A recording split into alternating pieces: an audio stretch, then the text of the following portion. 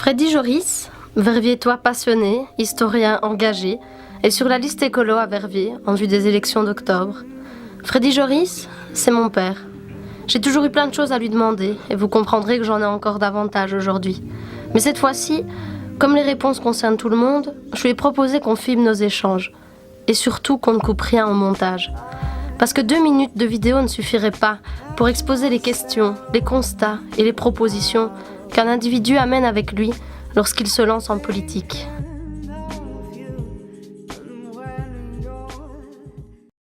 La dernière fois, on s'est quitté en parlant de culture, en se disant que ce serait peut-être bien de pouvoir faire une capsule uniquement pour ça. Et donc, je me dis que ce serait sympa qu'on démarre simplement avec ton point de vue général sur la culture en général ou la culture à Verviers, mais que tu donnes déjà ton opinion en fait. Alors que tous les politiques disent « Ah mais la culture c'est fondamental pour une ville », il y a 3 choses importantes, c'est la beauté de la ville, on en a déjà parlé assez, le commerce, c'est évident, et la culture. Tout le monde dit la culture, la culture, la culture. Bon, on va voir si c'est vraiment la culture, quoi. Au niveau des outils culturels publics, et il y en a beaucoup, il y en a qui ont quelques difficultés. Le centre culturel, les musées, la bibliothèque, la médiathèque, les 2 maisons de jeunes, oui, moi je les mets dans la culture aussi. Donc voilà tous les outils, et moi je veux qu'on parle des outils publics, évidemment. Alors par exemple, d'un point de vue extérieur, maintenant moi je ne connais pas les dessous de tout ça, mais je trouve que le centre culturel, de mon point de vue, j'ai l'impression qu'il vit bien, qu'il bouge bien. Maintenant, je sais pas si... Oui, eh bien, non, tout à fait. Donc le centre culturel de Verviers est ultra dynamique. Il a été remarquablement redynamisé par la nouvelle directrice Audrey Bonhomme quand elle est arrivée il y a 4-5 ans. Elle a assaini les comptes qui étaient dans un état assez rock'n'roll, on va dire, et elle a lancé une programmation extraordinaire. Et donc le centre culturel, oui, il vit très bien. Mais la prochaine mandature communale, il doit axer son action, et c'est pas moi qui le dis, c'est eux-mêmes qui le disent, sur 3 grands thèmes. L'inclusion des jeunes, donc on reparlera des maisons de jeunes, arriver à une société interculturelle, donc pas multiculturelle, où il y a tout un tas de cultures, mais personne ne se parle et chacun fait ses trucs dans son coin. Il y a la fête à Audimont, mais les Audimontois ne vont pas au concert classique. Et la vie du centre-ville. Donc ça, c'est les 3 enjeux prochains. À partir de 2019, le centre culturel doit axer sa politique là-dessus. Mais ça, comme d'habitude, sur papier, c'est oui, bien, oui. Mais ça semble quand même...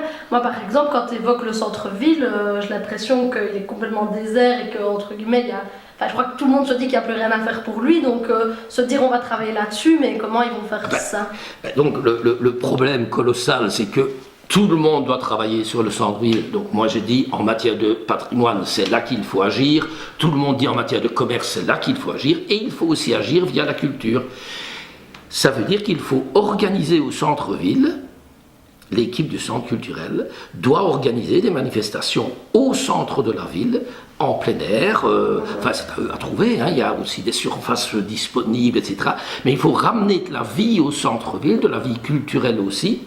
Et la première chose à faire, si on veut que le centre culturel soit un acteur, c'est peut-être de ne pas continuer à le laisser à Gérard Champ. Donc quand Madame Léchevin, dont je ne cite pas le nom, j'essaie toujours de ne pas citer les noms, sauf quand les gens ont fait des choses bien, a décidé on ferme le théâtre, et hop, on a trouvé en catastrophe une solution, on a installé les bureaux du centre culturel à Gérard Champ, à l'espace d'Usbert. Donc ça veut dire qu'ils sont là dans des bureaux inadéquats, il n'y a pas de fenêtre à la plupart des locaux, mais ils sont loin, ils sont éloignés, et c'est là que se trouve la billetterie.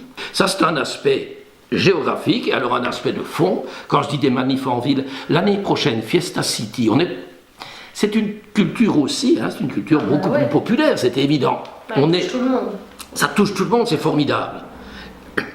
Monsieur Geron arrête après, je crois, je ne sais pas combien d'éditions, une quinzaine, Monsieur Geron arrête. C'était lui le programmateur de tout ce qui se faisait. Ou est-ce qu'il ne faudrait peut-être pas commencer à y penser maintenant? Et on a un centre culturel qui est capable d'y penser.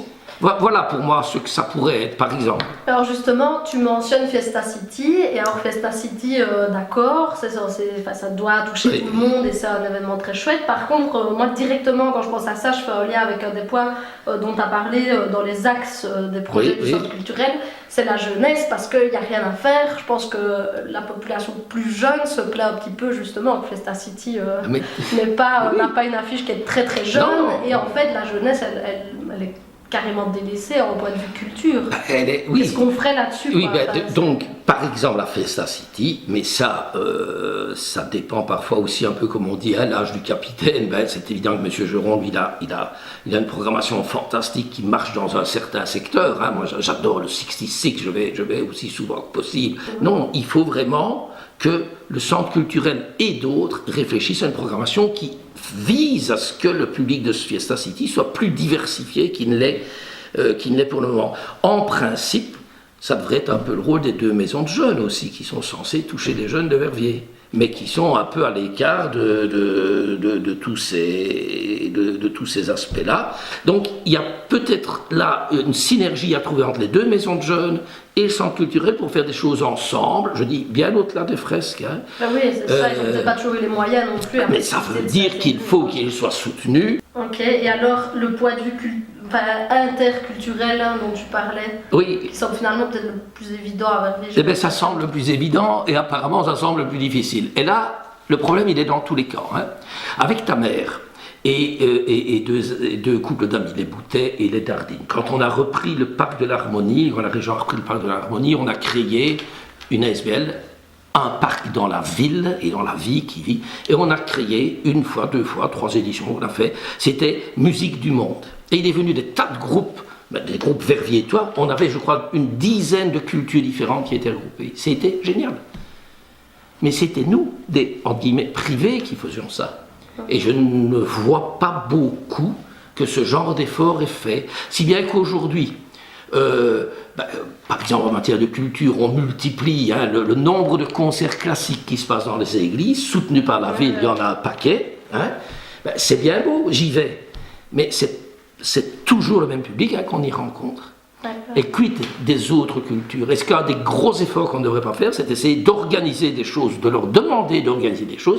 Et évidemment, peut-être que si on leur demande, ils accepteront. Parce que c'est un autre problème aussi. Il faut que les communautés nouvelles à Verviers, ou anciennes, la communauté turque, elle est ici depuis... On a des échevins qui sont nés à Verviers, on dit encore, c'est des Turcs, ils sont... Voilà. Mais toute cette culture-là, il faut que les animateurs de ces groupes-là acceptent aussi de venir. C'est comme ça qu'on peut éviter le repli sur soi. Et sans vouloir passer du coq à l'âne complètement, mais juste pour qu'on puisse aussi discuter d'un autre point, tu avais mentionné la bibliothèque. Et par contre, moi je te disais, là où j'ai l'impression que le centre culturel vit et revit, la bibliothèque, j'ai plus du tout l'impression, malheureusement, d'en entendre suffisamment parler, alors que c'est toujours bien là. Donc, oui. Voilà. Donc le centre culturel est à l'aise budgétairement, n'a pas facile sur certains aspects. Par exemple, quand je dis qu'il faut le ramener au centre, il faudrait peut-être aussi, pas peut-être, il faudrait que la directrice du centre culturel puisse participer au projet du grand théâtre. Il faut savoir qu'elle est mise de côté. On réfléchit à un projet culturel, que va-t-on faire dans le grand théâtre dans 6 ans, mais le centre culturel ne doit pas s'en occuper, ou vraiment à la limite. Et là, on prend le prétexte du fait que normalement, un centre culturel ne doit plus gérer un bâtiment, parce qu'avant ça engloutissait une partie du pognon, pour dire « Ah ben madame, vous ne vous en occupez pas ». La bibliothèque, effectivement, c'est l'inverse. Elle a des tas de difficultés structurelles. Alors, en gros, il faut se souvenir que la bibliothèque fonctionne toujours bien, il faut le savoir. Malgré Internet, oui, elle a perdu 20% des emprunts, c'est logique, les gens trouvent sur Internet énormément, mais il y a toujours 11 000 verviétois qui fréquentent chaque année. La population de Verviers, c'est 57 000, donc ça fait 20%. Le rayon jeune, ça ne désemplit pas. Il y a des ados tout le temps à la salle de lecture, j'y vais moi, très souvent, des ados qui viennent là pour travailler, parce qu'ils ont le calme qu'ils n'ont peut-être pas chez eux. Donc elle joue un rôle important. Elle a un rôle important pour permettre aux divers âges, aux diverses communautés de se rencontrer, tout ça. Et bien que, soi-disant, tous les partis soutiennent la culture, eh bien ça fait 30 ans qu'on étrangle petit à petit la bibliothèque. Aujourd'hui, Elle a un cadre, hein, normalement elle a droit à 14-15 personnes à la ville, eh bien il lui en manque 2 ou 3. Le problème est double. D'une part, ça veut dire que les travailleurs actuels doivent faire la même chose avec moins d'effectifs. Et d'autre part, un jour, la communauté va dire, vous voulez bien nous rendre le pognon qu'on vous a versé pour ces emplois-là que vous utilisez à d'autres choses. Ça, c'est un truc. L'autre chose, pour acheter des bouquins, la communauté exige petit à petit que la moitié des livres qui sont disponibles en libre accès soient des livres récents, de moins de 10 ans. Et la ville, elle a 1 euro par an et par habitant pour acheter des livres. À ce rythme-là, dans un siècle, elle ne sera pas encore arrivée à la moitié. Pas assez d'effectifs, pas assez de moyens venant de la ville pour les achats. Et troisième problème, elle sature en mètres carrés. Donc la bibliothèque vient d'absorber le centre public d'informatique, là où il y a 20 ans on apprenait aux gens, voilà ce que c'est un ordinateur. Elle va absorber la médiathèque, hein, ce qui paraît assez cohérent. Et elle doit se développer. Et aujourd'hui, le bâtiment est plein. Alors, le déménagement de la bibliothèque, ça devient un gros dossier auquel réfléchir. J'ai dit la semaine passée ou la semaine avant, on a envisagé de la mettre au Nouveau Bazar. Et donc, je crois que ce qu'il faut vraiment faire, c'est réfléchir, est-ce que c'est faisable, cette idée-là ? Sur les 3 étages du Nouveau Bazar, quand le hub créatif pourra partir d'ici 2 ans environ. De toute façon, il faut du temps pour un projet pareil. Est-ce que c'est faisable ? Et dans ce cas-là, on l'installerait au Nouveau Bazar avec une cafétéria au rez-de-chaussée, enfin un centre de rencontre et tout ça. Si ça se fait pas. L'autre projet, pour moi, alors, qu'on fasse comme à Gand, on crée une bibliothèque du 21e siècle, ultra moderne, enfin, un truc moteur qui à nouveau peut réattirer les gens en ville. Qu'on construise une bibliothèque du XXIe siècle à la place des espaces qui devraient être heureusement démolis, paraît-il, Sarma, CA et le parking couvert, et qu'on mette du pognon là-dedans. Avec l'aide de la communauté française, la communauté adore soutenir l'architecture contemporaine de qualité. Bah oui, on voit bien, en fait, tout est lié. Tout est lié.